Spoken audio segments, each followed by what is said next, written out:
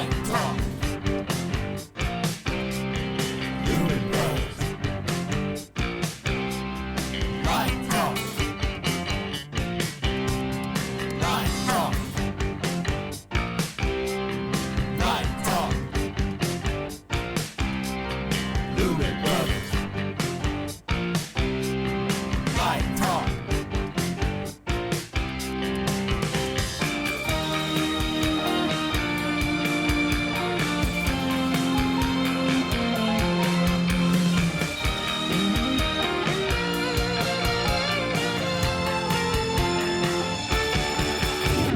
Hey, this is Steve in Dallas, Texas. It's Saturday morning, my friend, and you are listening to Light Talk.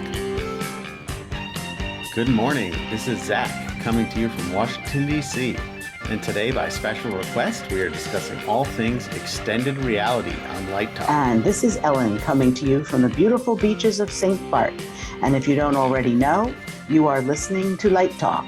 And we are the Lumen Brothers and Sister. Welcome, everyone, to episode 247. Shall we go right into the news? Okay.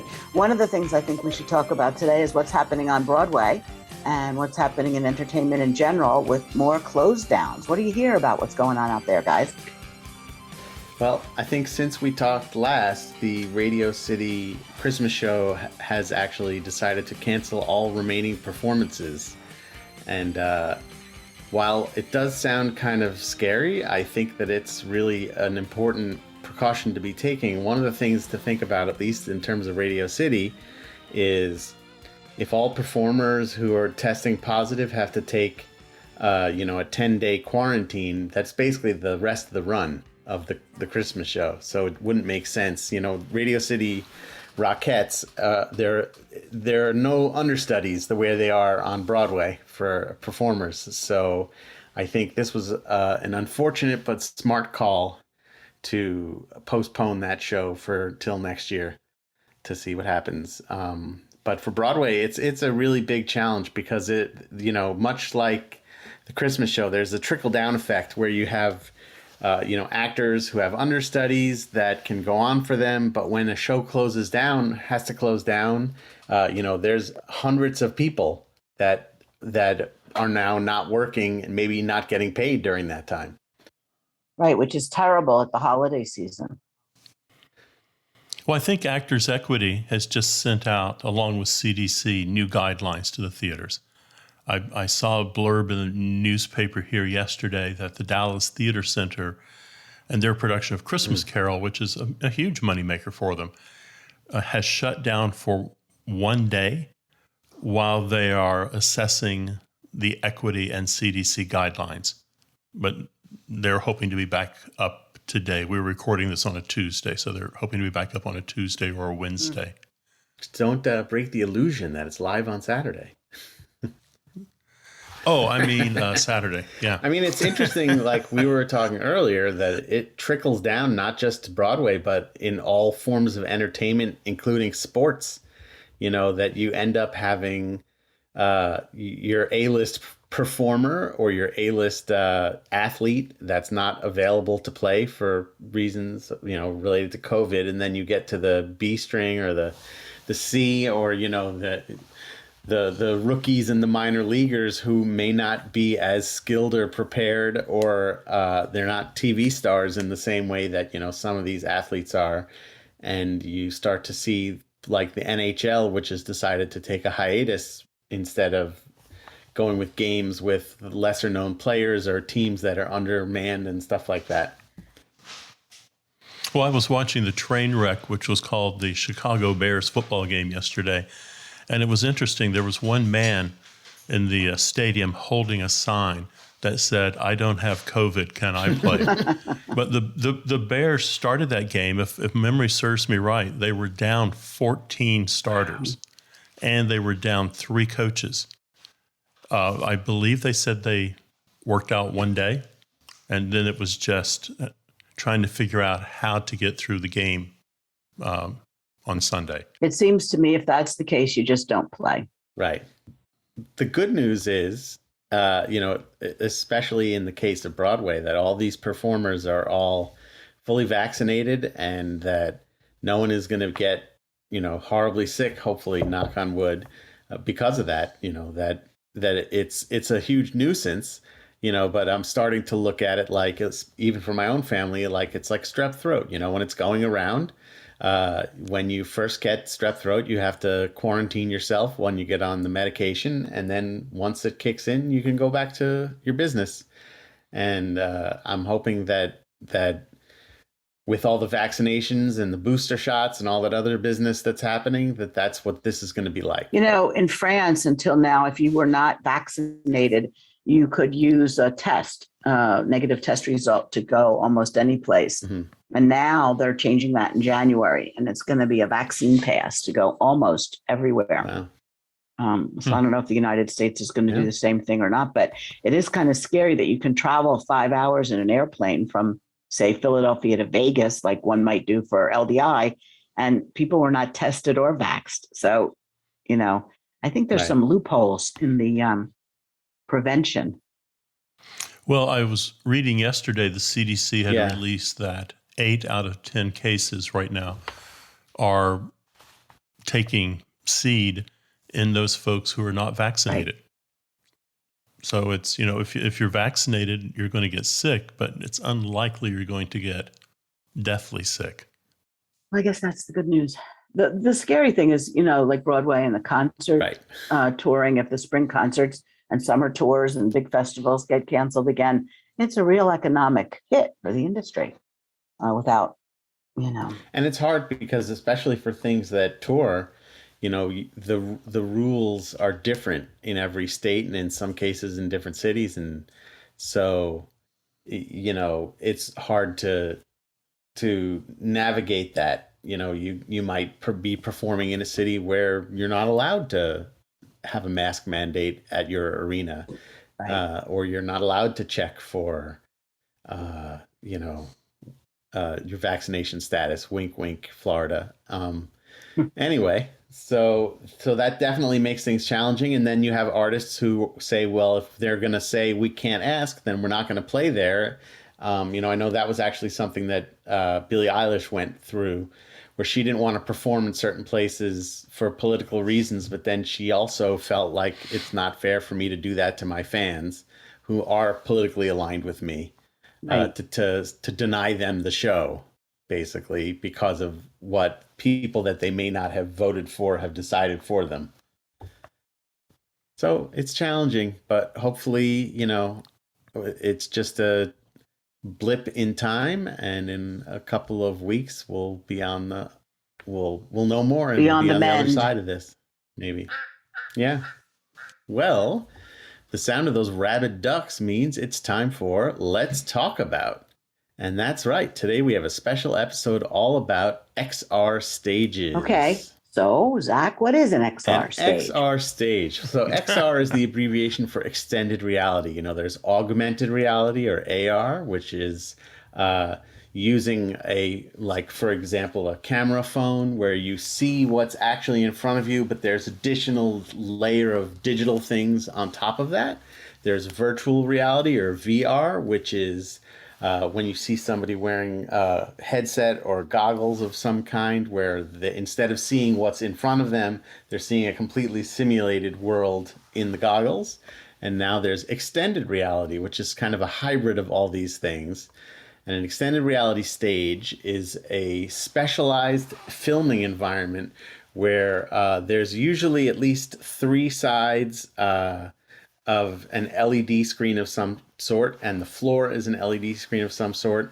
Your performer is within a digitally created environment, and the content that's on those screens is synchronized with the camera, and the camera is aware of where it is perspective-wise and position-wise, so that as the camera moves throughout the space, the perspective changes, and you can have a performer performing live in a fully digital environment that appears to move and envelop them in real time as if they were actually there. So some of the ones I've seen, like the Katy Perry Daisy's song, that was sort of the first benchmark for this. the graphics are kind of like a comic strip in a way. They're animated, brightly colored, not looking for photographic reality.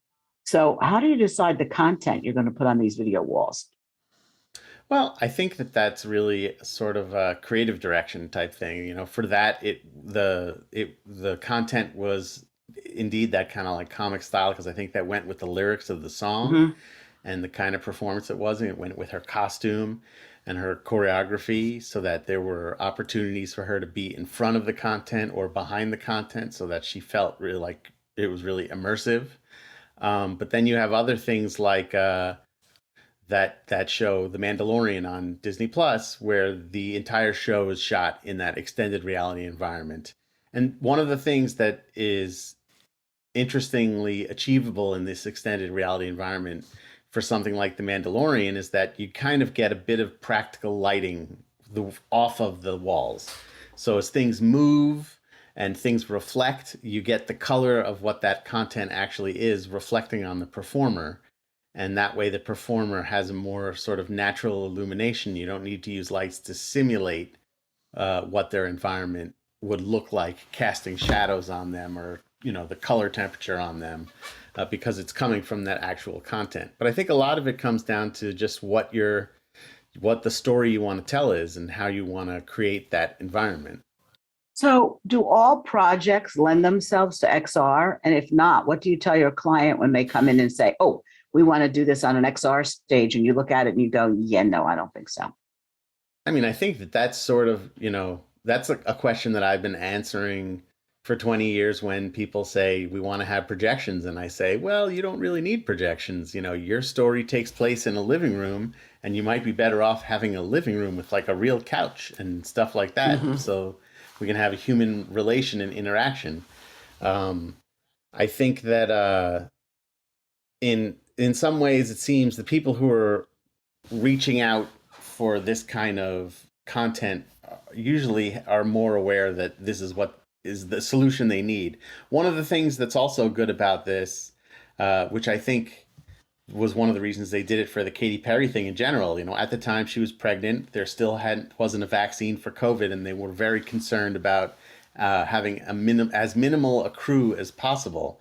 And that by not having any scenery and just having a camera operator, someone who's operating the LED screens, you can have a very small crew of people that at that time could be very socially distanced. There was testing and stuff like that.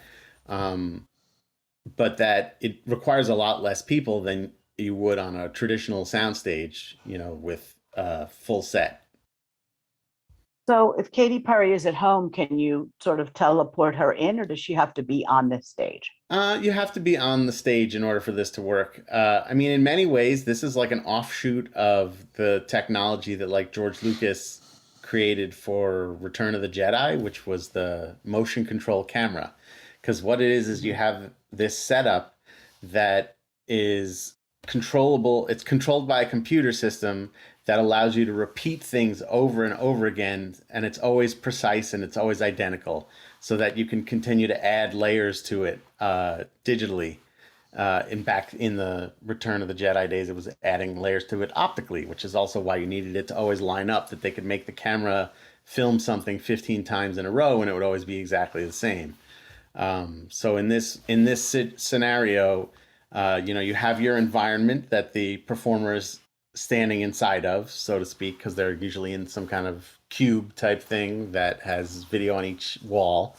And then the camera is constantly talking to the backgrounds to let it know what direction it's facing, what it sees, where it's moving, how it's moving, so that you can always adjust the perspective to keep it looking realistic. So really, if you were to look on the media server that is creating all the backgrounds in the XR environment, you'd see they've created like an entire world. And when I say that it sounds like a video game in some ways, the reality is many of this artwork, a lot of this artwork is created in gaming engines like Unreal, so they're creating an entire world, like you might do for Fortnite or World of Warcraft or some other game.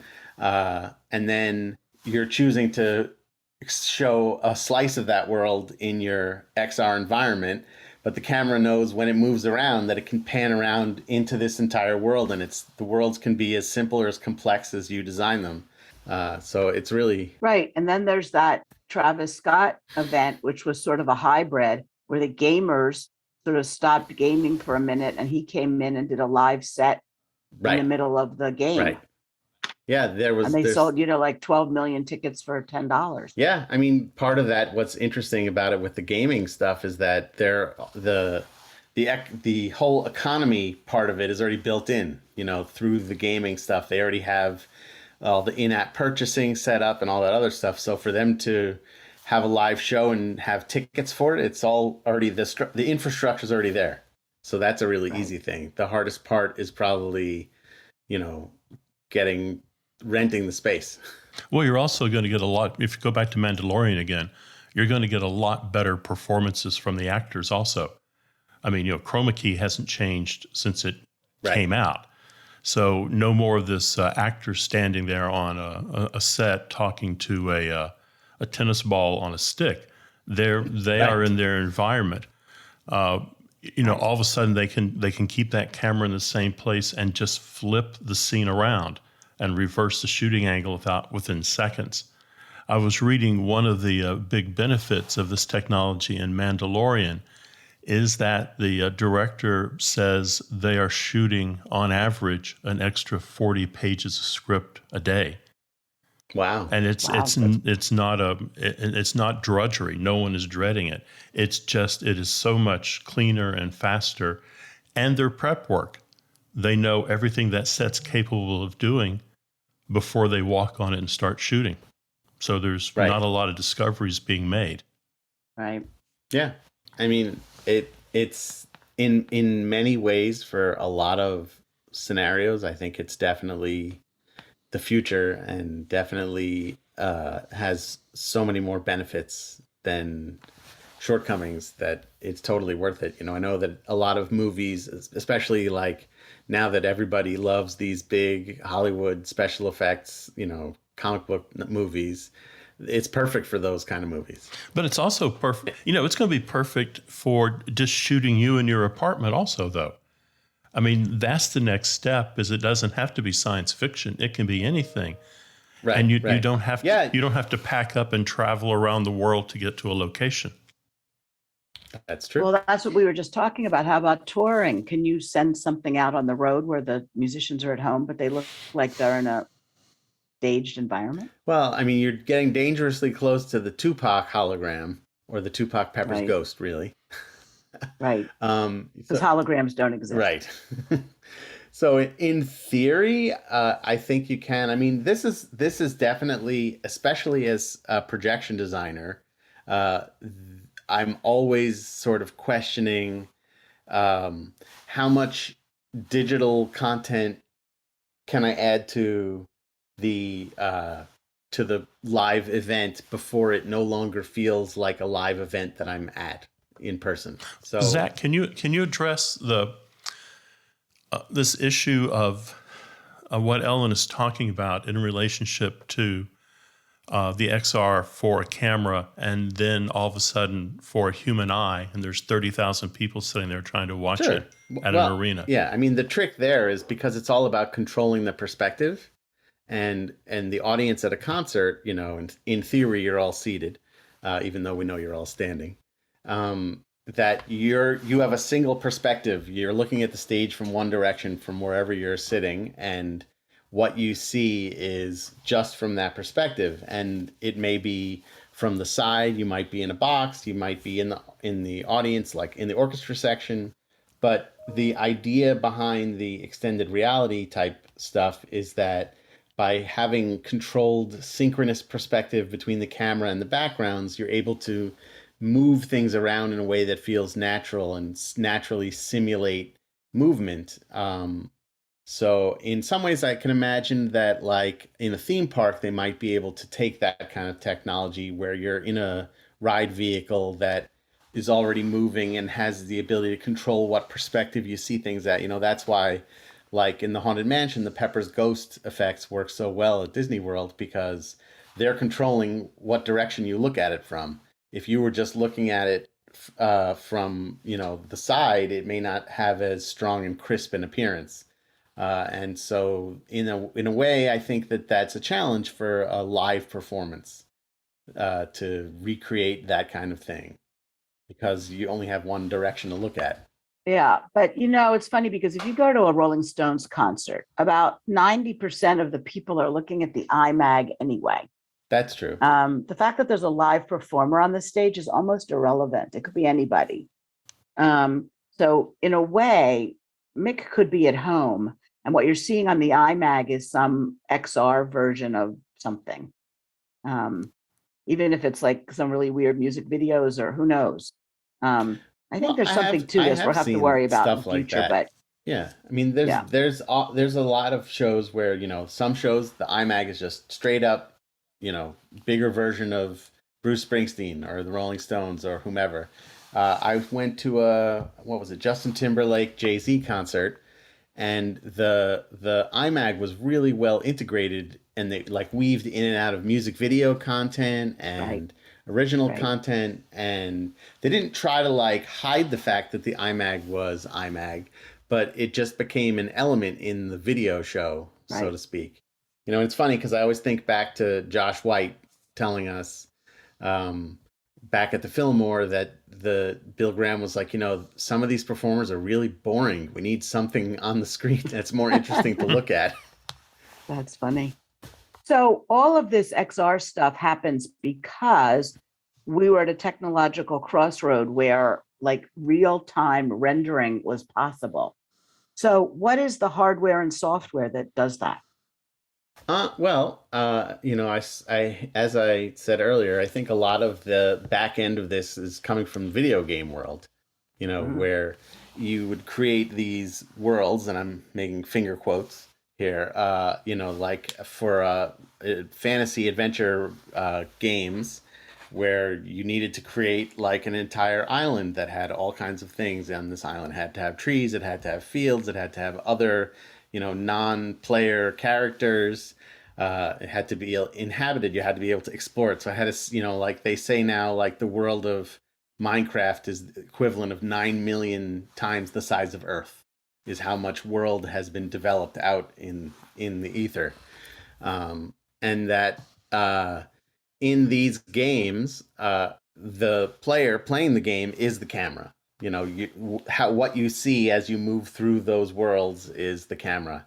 And some very, very smart people figured out that we could adapt this using media servers like Disguise and combining that with things like the Unreal Engine to make the camera an actual camera. We deal all the time in the previs world with the idea of these simulated cameras. So this was just like, what if we made the simulated camera an actual camera? And we are able to then use the real camera, which is reporting where it is in the space, to the Unreal Engine to navigate through those worlds.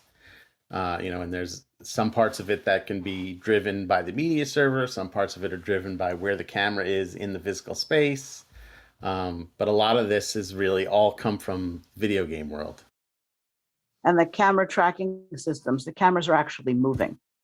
Yeah, in most cases they are, and they report they report back their X, Y, and Z coordinates to the media server, so it knows where the camera is in order to adjust the perspective of the content. Now, is there an ethical side of this, like news? Like, hi, I'm Zach Borove, reporting live from Afghanistan, except you're not. I mean, I suppose there could be. I think there's the new Matrix movie that comes out tomorrow is supposed to have, or I guess when this comes out on Saturday, it will have come out a few days before. The Matrix movie that comes out on Wednesday, December 22nd, is supposed to have extensive use of the most sophisticated Unreal Engine rendered scenery and characters that have been seen before. And, there was an article, I think in Entertainment Weekly, where they showed a CG Keanu Reeves that was like far superior to anything I've seen on on a Sony PS5 or an Xbox. So part of the ethicalness of this may also be not just seeing me in an environment that I'm not actually in, but seeing a human being who's not actually there, being portrayed as if they were. Right. Right. Interesting. It's all very interesting. So what's next? Where do we go after this? Well, I mean, these things are all cyclical, right? So after this, we're going to go back to like somebody's going to rediscover film and they're going to say it's this amazing thing with rich saturation and colors. I'm not sure. I mean, I think that what really seems to happen is that this technology that costs millions of dollars, then in 5 years costs hundreds of thousands of dollars, and then in another 5 years costs $10,000. And I'd love to see it becomes so affordable that schools can start to have these studios and that, there'll be the iMovie version of some of this stuff so that like all students can start learning how to play around with these things. Because I think that Right. the reality of it is it's all just going to hopefully lead to better storytelling. The Right. easier and more affordable we can make the tools, then hopefully the more barriers we're removing to help everyone tell their stories. Yeah, it's interesting too, because during the lockdown, when concerts and theater and everything was shuttered, a lot of our good friends, like at World Stage and Four Wall and PRG, they've all gotten into this, Right. the XR stages, and they all have them. Solo Tech apparently just partnered with someone on some XR stages.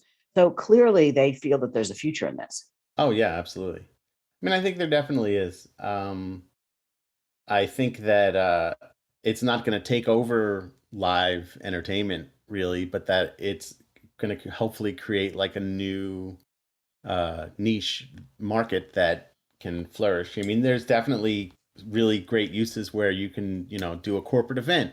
And while it may be unethical for me to, or unethical, I should say, for me to pretend that I'm reporting live from Afghanistan, there's no reason why, if I'm the head of a Fortune 500 company, that I can't have a VR stage as the place where I'm reporting live from to all my employees over Zoom, Right. something like that. I couldn't track down who it was, but someone just did a major fashion show this way. Okay. Yeah, that's One of the big houses. Yep. And there's now, apparently the Koreans have two television shows that are completely shot Sure. this way, 100%. Yeah, I mean, the thing that's interesting about it, like the Katy Perry thing was live. All this other stuff we've been talking about is not live. So even though it's captured live, it's still edited and they tweak it and play around with it. But there's a lot of potential for this to help in like the live world. So it may seem like awfully high tech for a sitcom, but it could totally work. Right. Well, it also, in a way, that there's that old, for years, people have probably been saying to you, "Oh, I want projection so I don't have to tour a big set." Right. And can this sort of XR world replace 2D scenery on the Yeah. Broadway stage? Yeah. I mean, it's Well, I mean, possible. look what the Rolling Stones go out with, and Tina Turner, and all those huge tours, U2 and Nine Inch Nails, and they're taking 27 trucks. Right. If they could take a couple roll-up video walls, it might be a different world. It's true. It's true. It's interesting because in some ways too, this is like not that different than all of the projection stuff that, Hitchcock used to do when you would see in those old movies and the people are driving in a car and the scenery's going past them. And that was just a projection screen with a film of the perspective out the window of the car. So this is a very fancy high-tech version of that. Right. And the fact that we have all the visual special effects we have, if we don't like what's behind the car, you can Right. change it. Right. He couldn't. Once it was done, it was done. Exactly.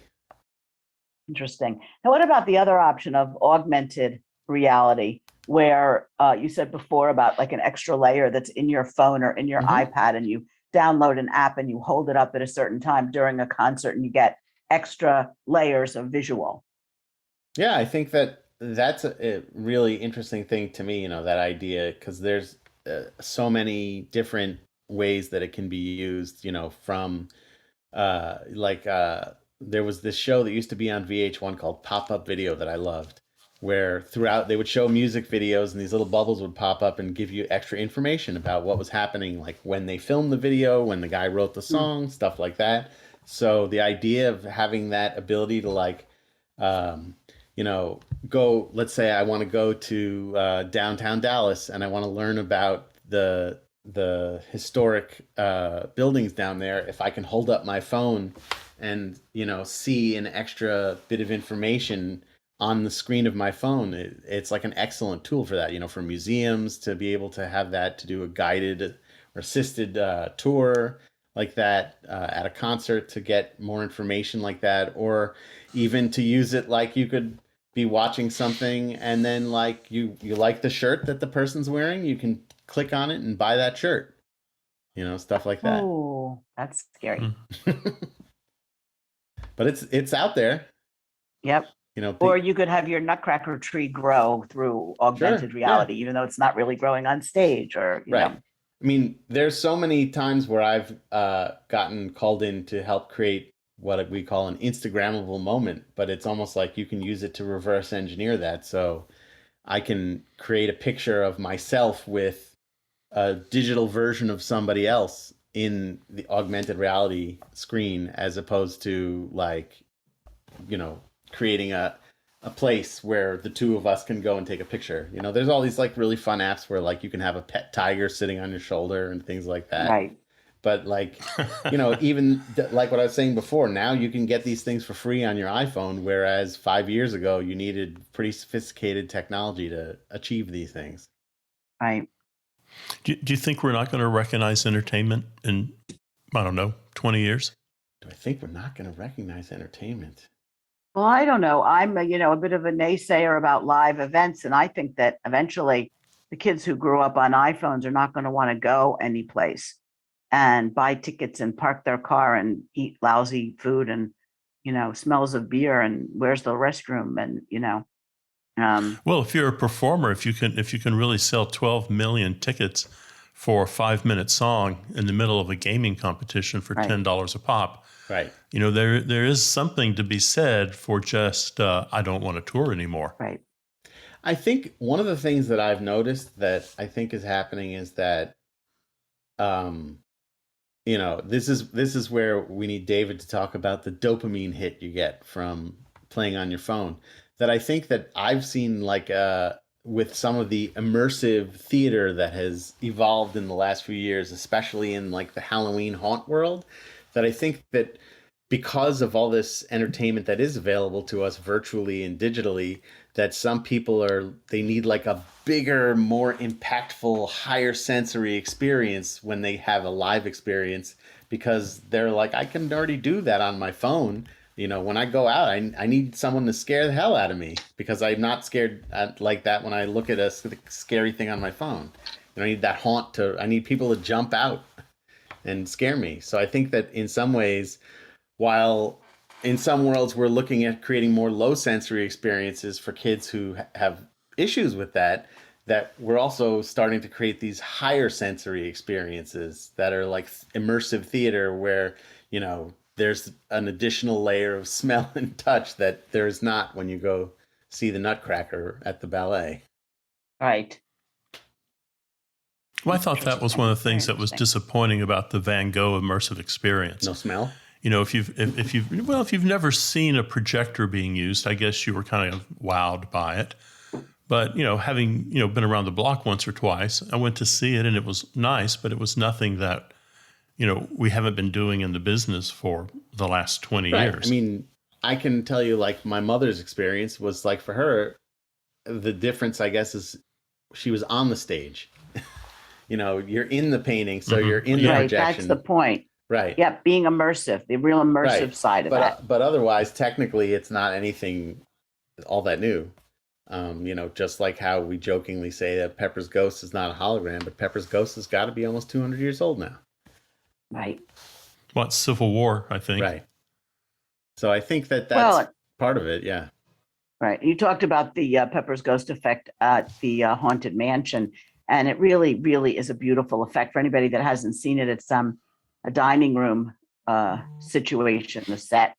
And one of the nice things in that is a huge gingerbread, I think, regular 2D huge gingerbread house on one of the tables. And then there's these one couple, two couples dancing around the Right. room, and they are the Pepper's ghost. And it's just so beautiful and so ethereal. And you really do wonder, people that don't know what it is really sort of do wonder. They have some other interesting projection things in there too. Like the fortune teller's head that talks to you. And Right. there's She's a lot of Pepper's interesting ghost. stuff going on in there. And then also there's those singing busts, which are, most people agree, are the first instance of projection mapping that was ever done, was projecting the faces onto those busts, which have no facial features on their own. Right. And that's been around quite a while already. So Disney was really in the forefront of that too. 1969. You are listening to Light Talk, and now a Christmas story. So this is my Christmas story that I call One Dead Mouse. Some years ago, I was asked to design a new Nutcracker. The design team spent about 3 months going back and forth on ideas for the production. We finally agreed upon a regionally specific design, something the whole city could recognize as its own. Oddly, one area that was difficult to settle were the costumes to be worn in the Mouse War. After much conversation, we decided that the final mouse look would include a beautifully carved mouse head with brown leather ears, much like a knight's helmet. The headpiece completely covered the head. We even scrimmed and dyed the eye openings. The mouse corps de ballet of 9 and 10-year-olds looked pretty darn good on stage. During the mouse ballet, the mice would move in geometric patterns, much like a marching band, only at the speed of light, dashing in and out of the wings on diagonals and a mad dash from upstage to downstage, only to cut left or right at the proscenium line, mere feet from the orchestra pit, which of course held the orchestra. Weeks of rehearsal passed. The technicals and dress rehearsals came and went without a stumble. Before we knew it, opening night had arrived. The Mouse War began, and the wonderfully choreographed chaos filled the stage. The mice were absolutely amazing in their precision. Proud parents were beaming. Grandparents were crying and snapping photographs. And backstage, the stagehands were slapping the choreographer on the back and saying, "Well done, old man." Which brings me back to the aforementioned dramatic dash downstage. You remember, single file to the pit at the speed of light, only to turn away from disaster at the last possible moment, while wearing a full head covering with scrimmed eyes. On opening night, that cursed night, one little mouse took a few steps too many and flew mid-air, legs churning into the pit and disappeared into the void. A gasp could be heard from the audience whilst the pit played on. The other mice dashed around the stage unaware of their missing sister. What seemed to be an eternity, but was probably only seconds, ended when we saw a petite mouse hand grasping at the apron, followed by a little mouse foot in pink point shoes. Then, like Lazarus rising from the dead, a full mouse emerged, 2 hands supporting her backside, lifting her gently onto the stage, whilst the pit played on. Safely back on stage, she raised her little mouse helmet to get her bearings, lowered it back into place, and rejoined her mouse sisters to the roars and cheers and applause, whilst the band played on that Christmas Eve. And that, my friends, is the story of one dead mouse, and I hope you have a happy holiday. Very nice. Well, the rocking sounds of the Luminoids tells us that once again you've spent another morning listening to Light Talk. You can hear our show on Spotify, iTunes, Google, YouTube, livedesignonline.com, Amazon Prime Music, and just about every podcast site out there. Check out our website on lighttalk.org for future guests, and be sure to follow us on Facebook and subscribe to our podcast. That way you will not miss a second of Light Talk insanity. No guarantee is offered regarding the accuracy of any statements or opinions made on this podcast. However, If you do decide to litigate, the law firm of Fleck, Block, Blair, and Blair and our paralegal Snoot will defend us until our retirement funds are depleted. Light Talk is written and produced by the Lumen Brothers and Sista, coming to you from Washington, D.C., the tropical Isle of St. Bart's, and the Republic of Texas. And be sure to join us next week when we chat about more useless things and explore the crazy shenanigans of our industry. Light Talk, broadcasting questionable human knowledge and humor around the world. We will see you all next Saturday morning. Bye-bye from Light Talk and happy holidays. Light